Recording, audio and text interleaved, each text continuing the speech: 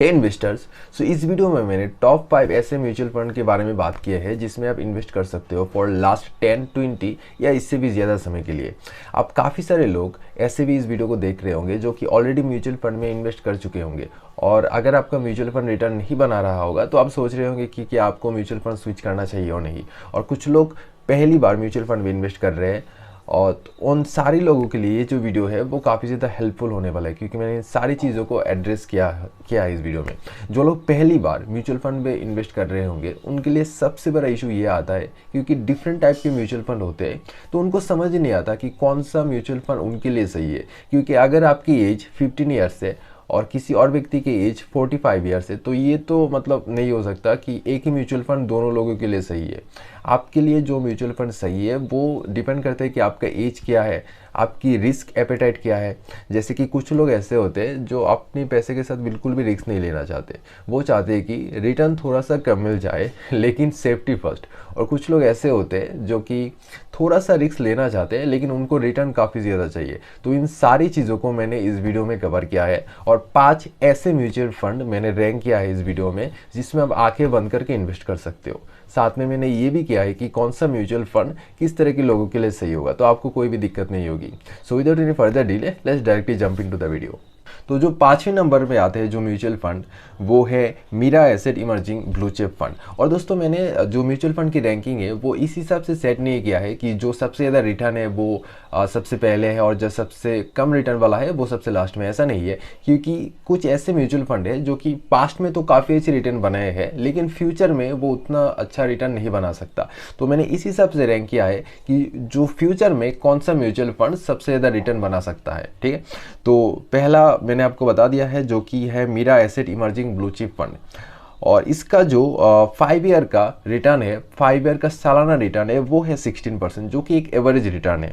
ठीक है, और जो सेकंड या फोर्थ नंबर पे जो म्यूचुअल फंड आता है वो थोड़ा सा कंट्रोवर्शियल है, और ये है निपुण India small cap fund. Generally दोस्तों आपने काफ़ी सारी वीडियोस देखे होंगे कि स्मॉल कैप जो फंड है और जितने भी स्मॉल कैप म्यूचुअल फंड है वो अभी के टाइम में थोड़ा सा सैचुरेटेड है, क्योंकि काफ़ी सारे लोगों ने स्मॉल कैप म्यूचुअल फंड में ऑलरेडी इन्वेस्ट कर दिया है। लेकिन अगर आप 10 ईयर्स 20 ईयर्स या इससे भी ज़्यादा टाइम के लिए कोई भी म्यूचुअल फंड में इन्वेस्ट कर रहे हैं तो ये जो सारी चीज़ें वो इतना ज़्यादा मैटर नहीं करेगा। ठीक है दोस्तों, जो थर्ड नंबर पे म्यूचुअल फंड आता है वो है पारंपरिक फ्लेक्सी कैप फंड। अब ये जो फंड है वो मेरा पर्सनल फेवरेट फंड है, क्योंकि इसका जो एसेट एलोकेशन है यानी जिस कंपनी में वो इन्वेस्ट किया है वो काफ़ी ज़्यादा सही है। क्योंकि कुछ इन्वेस्टमेंट इसने यूएस की कंपनीज में भी किया है, इंडिया में भी काफ़ी सारे अच्छे अच्छे कंपनीज में इसका म्यूचुअल फंड ने इन्वेस्ट किया है। तो मेरे हिसाब से ये जो म्यूचुअल फंड है वो काफ़ी ज़्यादा डाइवर्सिफाई है। लेकिन इसका जो रिटर्न है 5 ईयर का सालाना रिटर्न वो है 25.73%, जो कि मेरे हिसाब से एक अच्छा रिटर्न माना जाता है। अब दोस्तों एक चीज़ म्यूचुअल फंड में होता है जिसको कहा जाता है एक्सपेंस रेशियो, तो उसके बारे में थोड़ा सा बात करते हैं, क्योंकि अगर आप ये चीज़ें नहीं समझेंगे तो हो सकता है कि फ्यूचर में जाके आपको दिक्कत हो सकती है। जैसे कि अगर आप कोई भी म्यूचुअल फंड में एक मान लीजिए 1000 रुपीज़ इन्वेस्ट करते हैं तो 63 रुपीज़ इसका चार्जेस आपको देना पड़ेगा पर ईयर, वो होता है एक्सपेंस रेशियो। ठीक है, अब दोस्तों जो नेक्स्ट 2 या टॉप 2 म्यूचुअल फंड है उसके बारे में बात करने से पहले कुछ ऐसे कॉमन मिस्टेक्स के बारे में बात कर लेते हैं जो कि अक्सर जितने भी लोग म्यूचुअल फंड में इन्वेस्ट करते हैं या जो नए म्यूचुअल फंड में इन्वेस्ट करना चाहते हैं वो लोग करते हैं, और इसको सॉल्व करना काफ़ी ज़्यादा ज़रूरी है। क्योंकि आप म्यूचुअल फंड में तो इन्वेस्ट कर दोगे लेकिन आप अगर आप इस जो मिस्टेक है उनको आप सॉल्व नहीं करोगे तो फ्यूचर में जाके आपको दिक्कत हो सकती है। तो काफ़ी सारे लोग ऐसा करते हैं, मैंने देखा है कि अगर वो एक म्यूचुअल फंड में इन्वेस्ट करते हैं और 1-2 साल में वो अगर अच्छे रिटर्न नहीं बना रहे होते तो वो क्या करते हैं, उसको स्विच करके दूसरे म्यूचुअल फंड में इन्वेस्ट कर देते हैं। हालांकि आपको ऐसा नहीं करना चाहिए। मेरे हिसाब से एटलीस्ट 5 ईयर्स तक आपको एक पर्टिकुलर म्यूचुअल फंड में इन्वेस्ट करना चाहिए, otherwise you will not be able to get the return.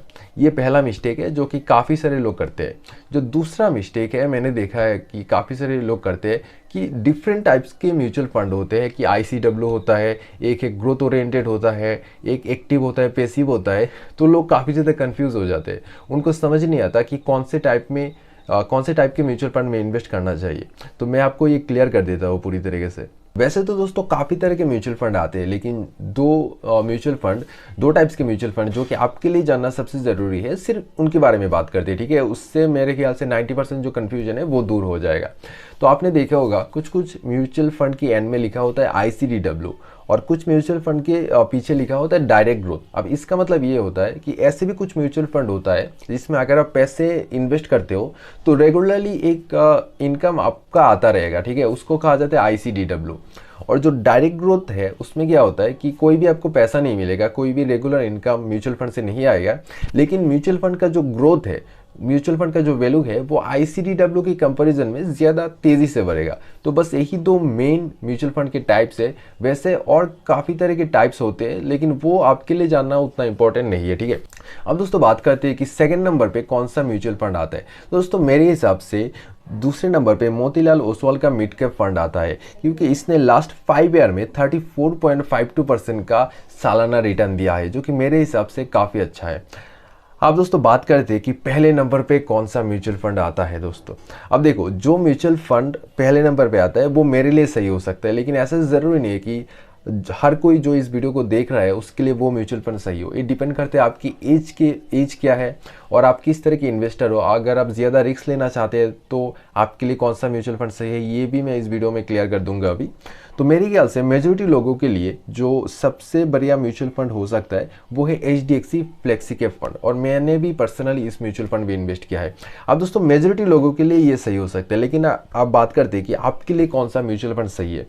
तो मेरे हिसाब से अगर आप अभी थोड़ा सा मतलब एज आपकी ज़्यादा है और आप उतना ज़्यादा रिस्क नहीं लेना चाहते, आप चाहते हैं कि आपका सेफ्टी सबसे ज़्यादा फर्स्ट प्रायोरिटी हो और आपको मतलब एक एवरेज रिटर्न मिले, आप उतना ज़्यादा रिस्क नहीं लेना चाहते, तो इन दैट केस दो म्यूचुअल फंड आपके लिए एक बेस्ट ऑप्शन हो सकता है। पहला जो म्यूचुअल फंड है वो है Mirae asset emerging blue chip fund, और दूसरा है पारंपरिक फ्लेक्सीकैप फंड।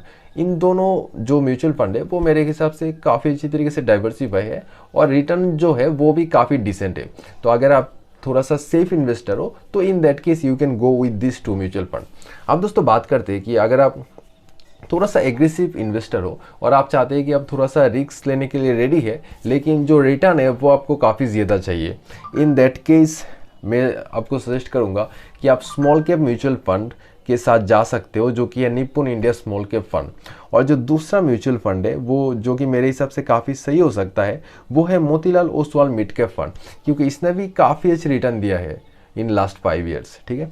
और दोस्तों यही पे आज की वीडियो के एंड हो जाते हैं। I hope you like this video. If you think this video is helpful then please hit the like button and subscribe to the channel if you want to watch this type of videos more in future. और मैं मिलता हूं आपसे मेरे अगले video में।